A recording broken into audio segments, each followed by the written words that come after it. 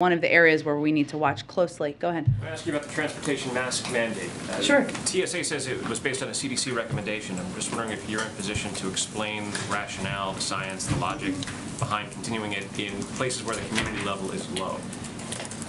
Well, I would really point you to the CDC to provide further detail, but I would note, as you know, when you get on an airplane, you travel to different places, right? You're not just static in one place, whether it's a green zone or a yellow zone or a red zone. So what they also announced is that TSA will be, that the CDC will work with government agencies to help inform a revised policy framework for when and under what circumstances masks should be required in the public transportation corridor, because it's unique, right? If we're in Washington, D.C. and we're in a green zone or a yellow zone, you can make a clear assessment. If you're moving from one zone to another and you're picking people up from one zone to another, it's a little bit different, and that requires some consultation, which is what they're going to endeavor to do between now and April 18th.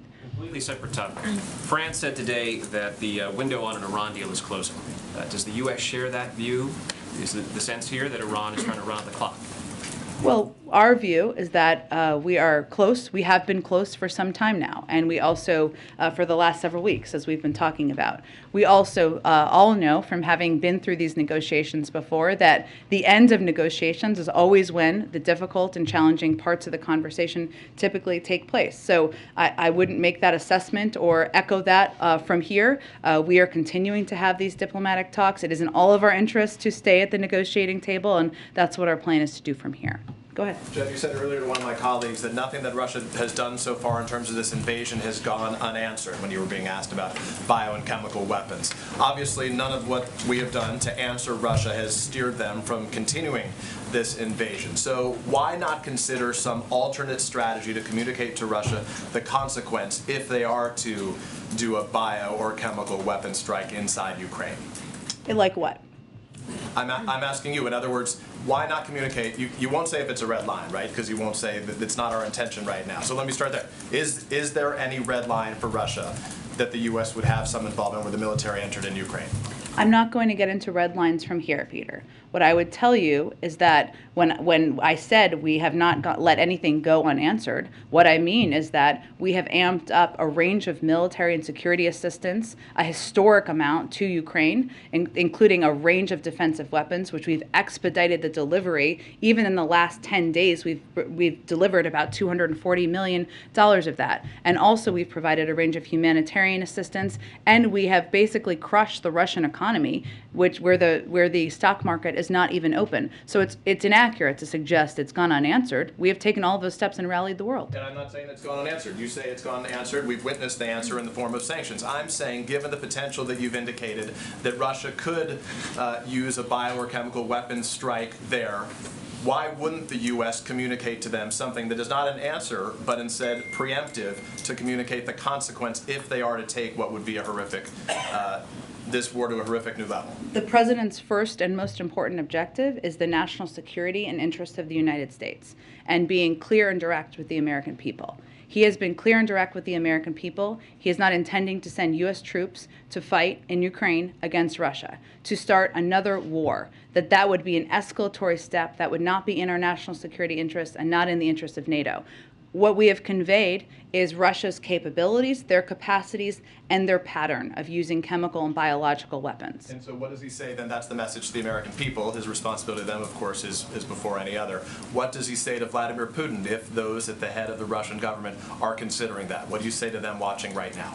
We have been very clear, and our actions have been the evidence of this, that there will be significant consequences for every escalatory step that is taken by President Putin and the Russian government. Follow on this then very quickly as it relates to the MiGs. You guys have said you closed the door on supplying combat aircraft to Ukraine right now, the transfer of MiGs. We heard from the Pentagon, your colleague there, John Kirby, said it was high risk. Mitt Romney today said there was a sentiment that we're fearful about what Putin might do and what he might consider an escalation. It's time for him to be fearful.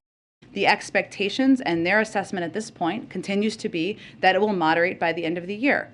There's also no question that when a foreign dictator invades a foreign country, and when that foreign dictator is the head of a country that is the third largest supplier of oil in the world, that is going to have an impact, and it is. And so to that point, inflation goes up today. The president's statement blames the Putin price hike. Are you guys just going to start blaming Putin for everything? until the midterms? Well, we've seen the price of gas go up at least 75 cents since President Putin lined up troops on the border of Ukraine. And last month, the statement didn't mention the Putin price hike. It mentioned inflation because of the pandemic. Why is that? Well, Peter, last 2 years, there was a global pandemic. Everyone who's global economists have all agreed that that has been the biggest contributor to date of inflation because of the impact on the supply chain. Obviously, global events impact the global economy, as well as global inflation. And the price hikes as a result that have escalated over the course of time of President Putin's further invasion of the impact on the global oil markets are, of course, having an impact. President Biden has hosted electric vehicle stakeholders here at the White House. Would he host oil and gas producers, the people who are the most affected by the Putin price hike? Well, the oil and gas, I have nothing to preview or predict for you in terms of him hosting oil company executives. Is he open to that? I don't have anything planned on the schedule for that front, but I will tell you that the president has been clear that he believes they have the tools they need, 9,000 unused permits. They have the capacity they need to go get more oil here in the United States, and he'd encourage them to do that. Go ahead. Just one more about electric vehicles. You guys are pushing electric vehicles today. This is a president who always talks about the power of our example. Mm-hmm. Does he own an electric vehicle? Presidents of the United States don't do a lot of driving. He's posted videos where he's revving the engine of his Corvette in Wilmington. He owns cars. And he also has driven electric vehicles as president, as to give a model to the rest of the country. Does he own one? I think the president's record on this is clear, Peter. Presidents of the United States, current and when they are no longer, typically are not doing a lot of driving. Go ahead. The Vice President expressed support for a war crimes investigation into Russia. Why at this point isn't the United States comfortable just directly labeling the bombing of a maternity hospital as a war crime?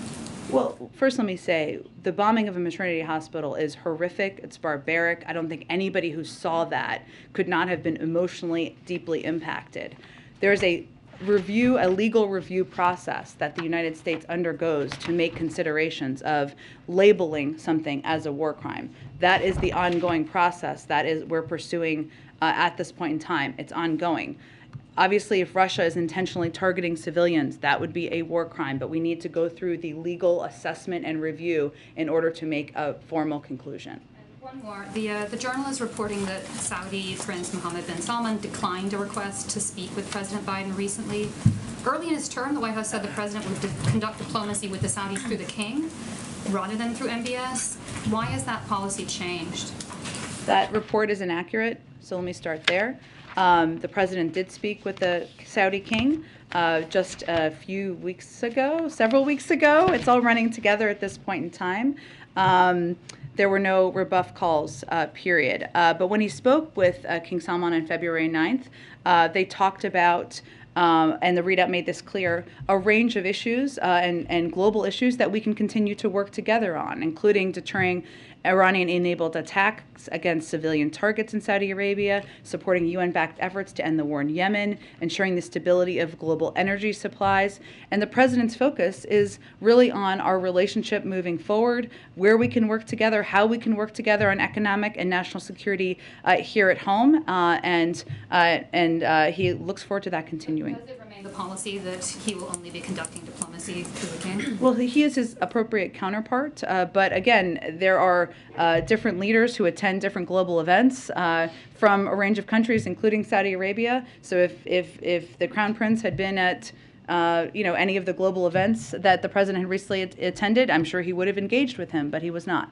Go ahead.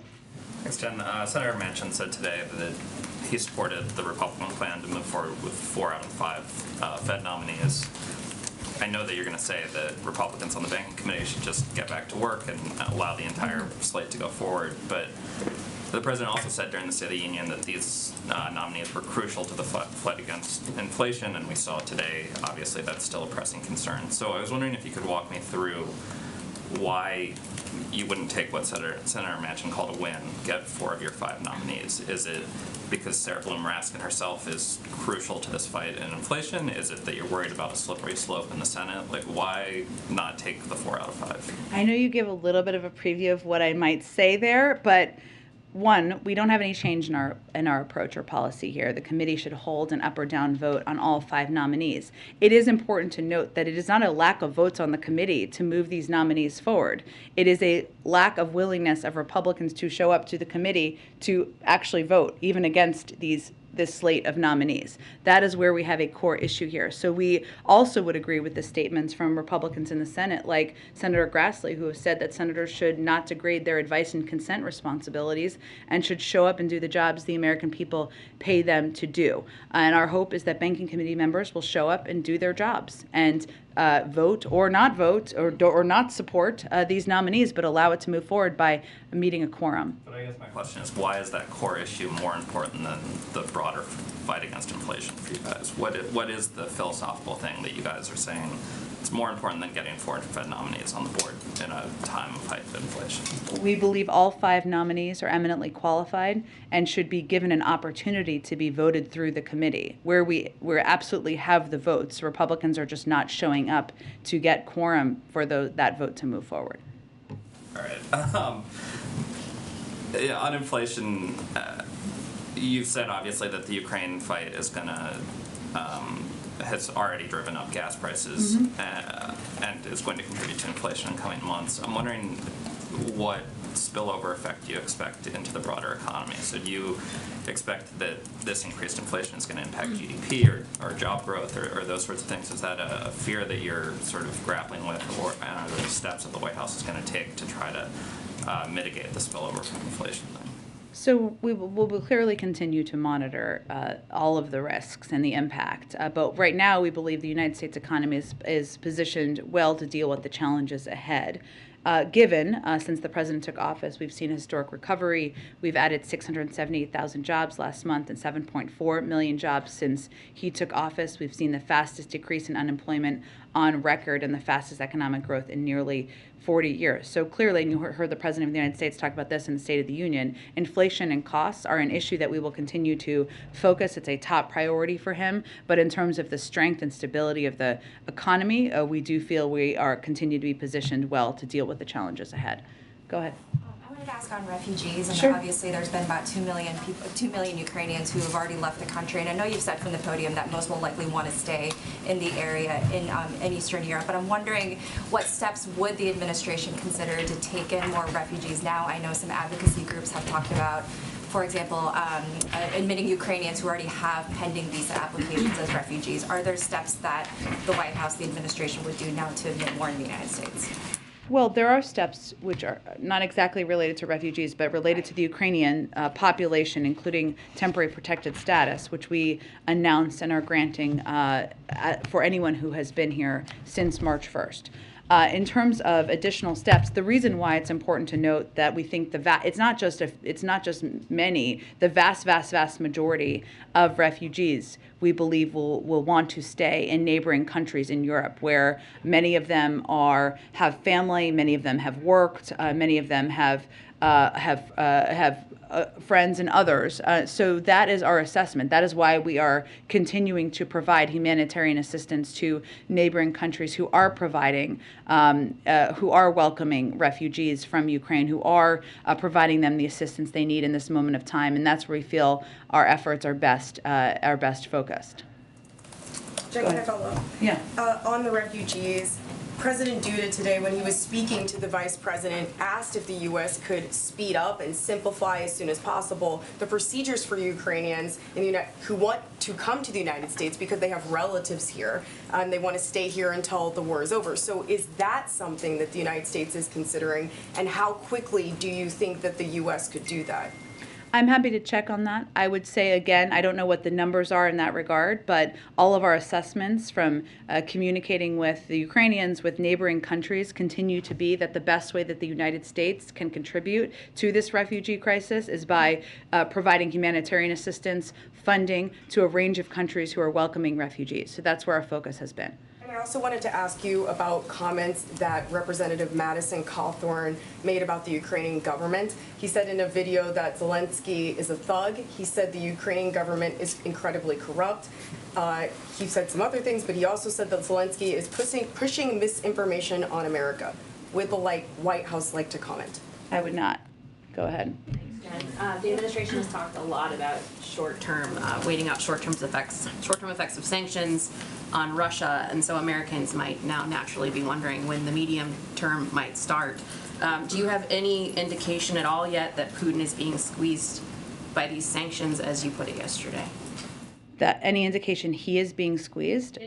Making a different decision. I mean, the messaging from the White House has been this is going to hurt, Russia's to blame, just wait it out. What can you tell Americans who are like, well, when, how long? I mean, that's a natural question a lot would have. Well, because of our efforts, the ruble is worth a penny. It's the lowest ranked currency in the world. The Russian stock market has not even opened.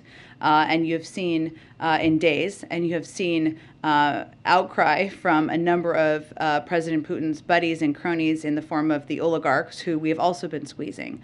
Our calculation has been that these financial sanctions and that we have rallied the world to support would have an impact. Our objective is, of course, to bring an end to this conflict. In terms of when that will happen, I'm unfortunately not in the mind of President Putin, but in terms of the impact on his financial sector, the response from people who are close to him, and frankly from the courageous outcry from thousands of people in Russia, that has been clear. When it will change his calculus, I can't give a prediction of that.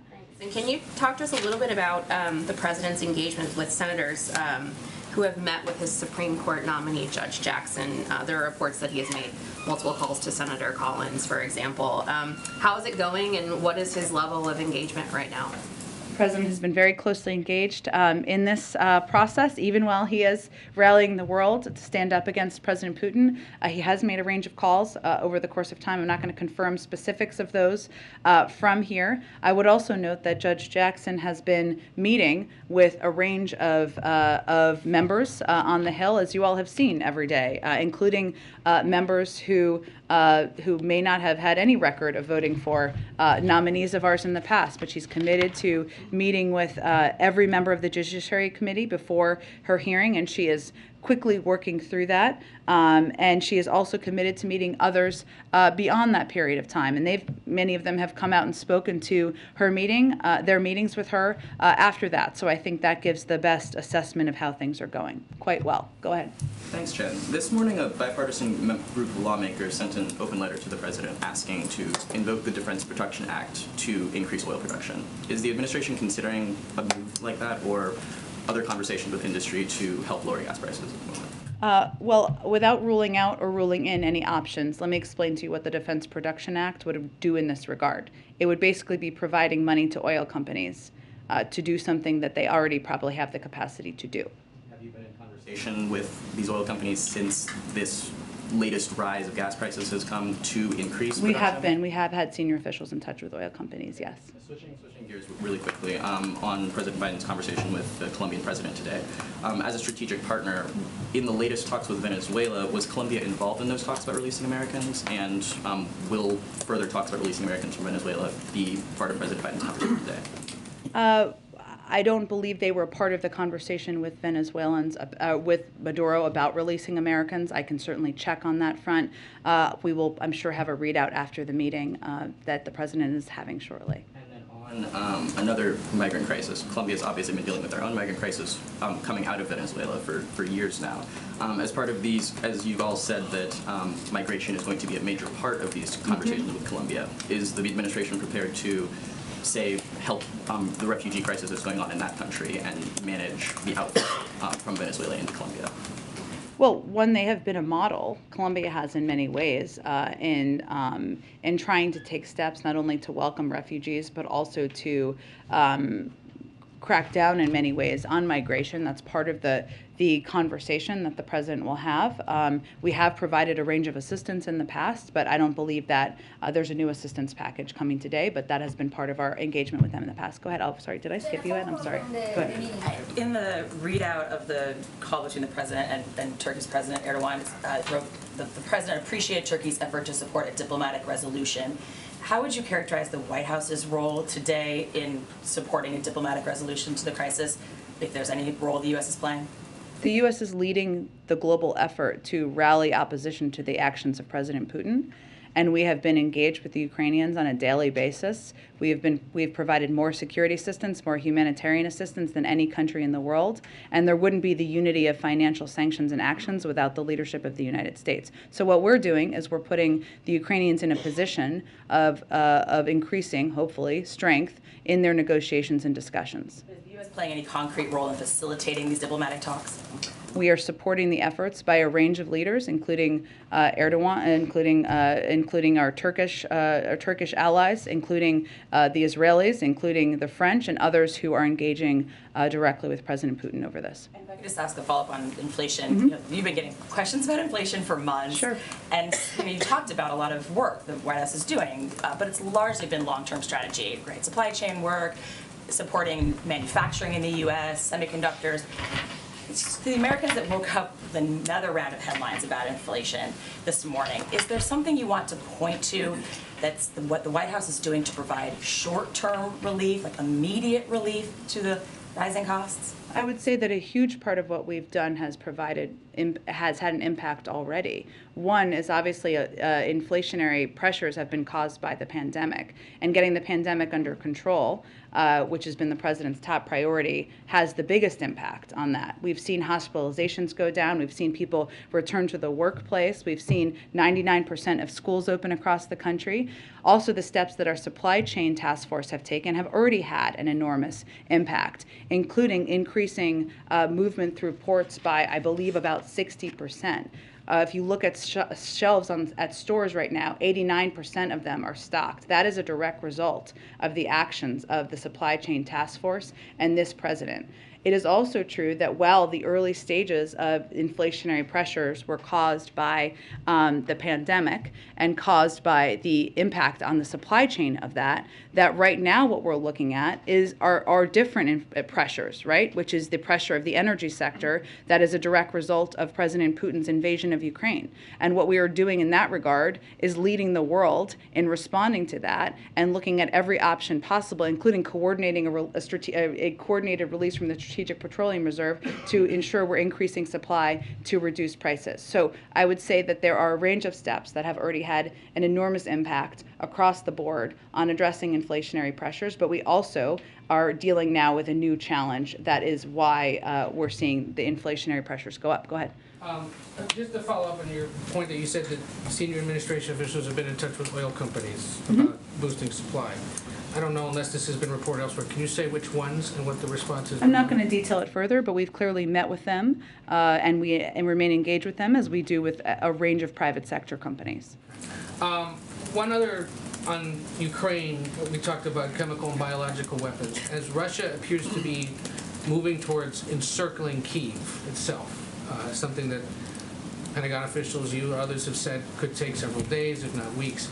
Is there concern about getting enough military equipment into Kyiv in advance of that? Or what would happen, what would be done to make sure that they can still be supplied if this encirclement happens or is underway? Well, what we have been able to do to date is provide, even in the last 10 days since we announced this new package, about $240 to $250 million in military assistance, defensive assistance that, as we noted earlier in the briefing, is what our military has identified as most helpful to them in this moment. We also, thanks to the omnibus and the parts of many parts of that we do like, will now have about $13 billion in additional assistance, some of which we will be able to expedite and provide hopefully rather quickly.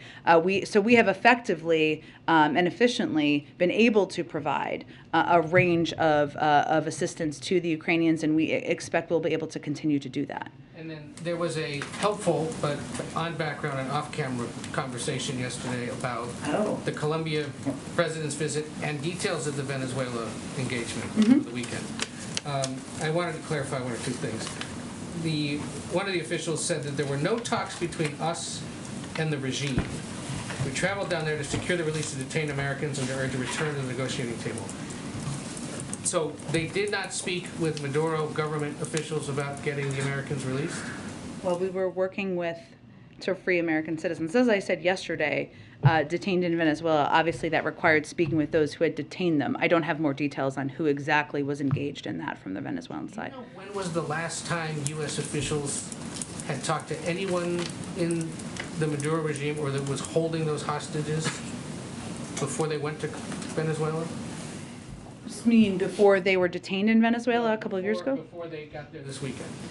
When would It had been ongoing for months. Okay. So the timing of this visit, I know they said in the call, for example, this was the result of months of work. Was it prompted by what's going on in Ukraine, their visit? Or was it the result of unrelated months of work? Because there are some looking at this saying they're taking advantage of the Ukraine situation, potential vulnerability, the need for oil in the global supply, not just in the U.S., but globally. This must have been why they went this weekend. Well, the issue of detainees is our first priority. And we are also, as you know, had discussions about a range of issues, even as they were through different channels. But I would note that there have also been developments, including Maduro committing to engage with talks with the opposition that have happened over the last couple of days. But the release of the detainees was not for the exchange for sanctions relief or buying oil. And as I noted a little bit earlier in the briefing, this is not currently an active, while they are a very large producer of oil, this is not currently at this moment an active conversation about importing their oil. So that's where things stand at this point in time. But obviously when there's opportunity to bring American citizens who are detained home, we are going to take advantage of that opportunity. Can I follow up on that? Yeah.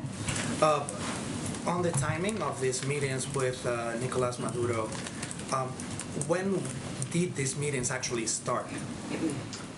When was the first time that there was an engagement between the U.S. government and Nicolas Maduro? Well, the engagements with those who have been detaining Americans have been ongoing for months. But can you be a little bit more specific? I can see if there's anything more specific I can get you, sure. And also following on that, since the president is already here, I mean, in Washington, D.C., the president of Colombia, Ivan Duque, and about to meet with President Biden, was there any courtesy call from the U.S. regarding this engagement with Nicolas Maduro, given the circumstances and given that President Duque has been one of the most vocal critics in the region against Nicolas Maduro? I'm happy to check and see if there's any more details we can provide on our diplomatic engagements. I would note that our objective here and our top priority was bringing American citizens home. Typically, those conversations and the briefing out of them happens in a very, very small circle, and so I would just note that. But I will see if there's more detail we can provide. Question, if I may. Is there any intention to declare Colombia as a principal extra NATO ally after the meeting with the president or even prior to? Sure. Let's let the meeting happen. We will have a readout of the meeting after the meeting, and I'm sure there will be some developments coming out of it. Go ahead. Can I follow up on the vote that took out the COVID funding? Well, obviously one of the issues that arose with Democrats in the House was the offsets. Was the White House on board with that arrangement, with taking sort of half of that funding from the pre-existing funds, and is that something that would be workable in a standalone piece of legislation? I'm just not going to negotiate on this from here. Our objective is to ensure that there is additional funding so that we can continue to meet the needs of the American people. As I noted earlier, those conversations are ongoing, when we will certainly be a part of them from here in our legislative team. And one more on gas prices. I know you've spoken, I think, about the gas tax before, but there was a group of Democratic governors who wrote a letter to congressional leadership about a potential federal gas tax holiday, something that the president would engage Congress on? We have not taken any options off the table, and including that one. I would just note that the gas tax, if I'm correct here, is about 18 cents. And obviously gas has gone up by a larger amount than that. So we will consider a range of options, but the biggest impact we believe we can have is working through a range of channels to increase supply in the global marketplace, and that is where a lot of our energies are focused on, but we have not taken options off the table. Go ahead. Thanks, Jen. I wanted to follow up on something you said earlier about how the U.S. is supporting the diplomatic talks between the Ukraine and Russia. But has there been conversations about America getting more involved? And is there a point where President Biden needs to bring both sides to the table?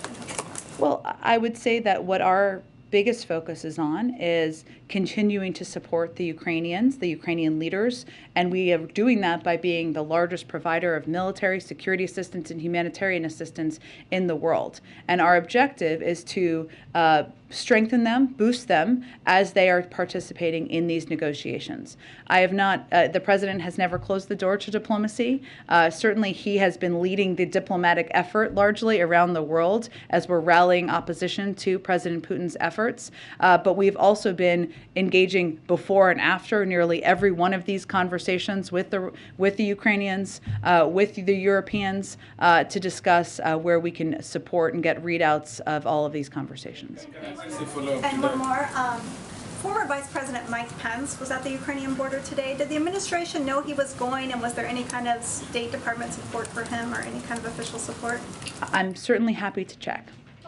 April, why don't you do the last one? Go ahead. Okay, Jen, two questions. One, I want to find out what's the latest on Brittany Griner, if you have an update, and also what is the end goal when it comes to this situation for the Biden administration?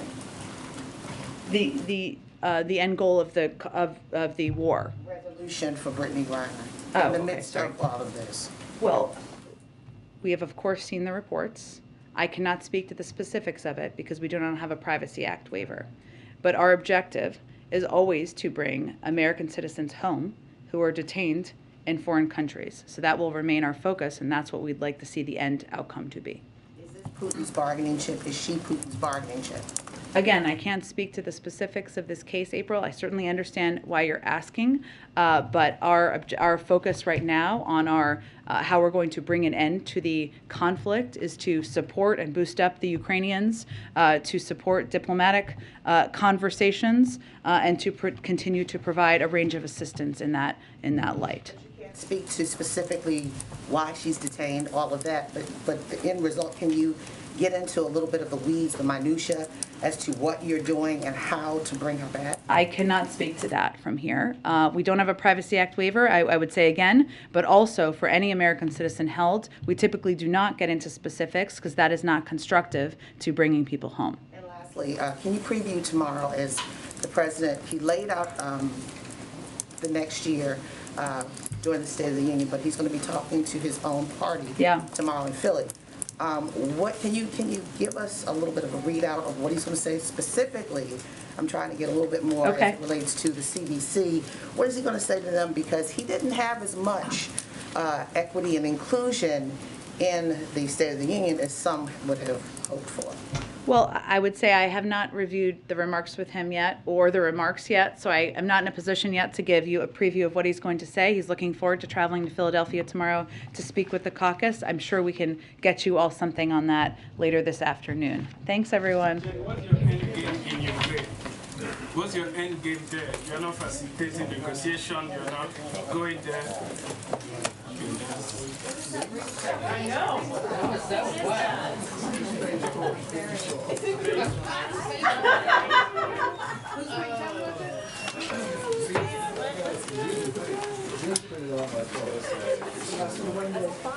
Great seeing you.